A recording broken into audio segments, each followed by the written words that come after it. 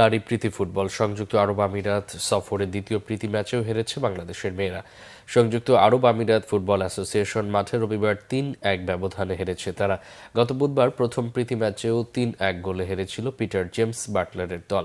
প্রথম প্রীতি ম্যাচের ভুলগুলো শুধরে দ্বিতীয় ম্যাচে ঘুরে দাঁড়ানোর প্রত্যয় ছিল বাংলাদেশ নারী ফুটবল দলের, কিন্তু মাঠের খেলায় তা অনুদিত হয়নি। যদিও শুরু থেকে স্বাগতিকদের ভালোভাবেই আটকে রাখে বাংলাদেশ, প্রতিরোধের দেয়ালে চির ধরে ৩১ মিনিটে আলাদোয়ান নৌফের গোলে এগিয়ে যায় স্বাগতিকরা। এরপর মিয়া লিন্ডবর্গের লক্ষ্যভেদে আরব আমিরাত বিরতিতে যায় ২-০ লিড নিয়ে। দ্বিতীয়ার্ধেও সুবিধা করতে পারেনি বাংলাদেশ। ৬১ মিনিটে তৃতীয় গোল হজম করে বাটলারের দল। আমিরাতের গোলদাতা জর্জিয়া গিবসন ৮০ মিনিটে অধিনায়ক আফিদার খন্দকার পেনাল্টি থেকে গোল করে হারের ব্যবধান কমায়। প্রথম প্রীতি ম্যাচেও পেনাল্টি থেকে গোল করেছিলেন আফিদা।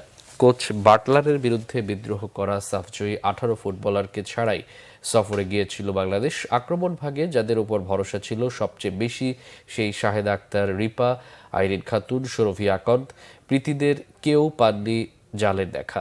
আমিরাতের কাছে ২ প্রীতি ম্যাচ হেরেই দেশে ফিরেছে ৮ জন নতুন মুখ নিয়ে গড়া জাতীয় নারী দল।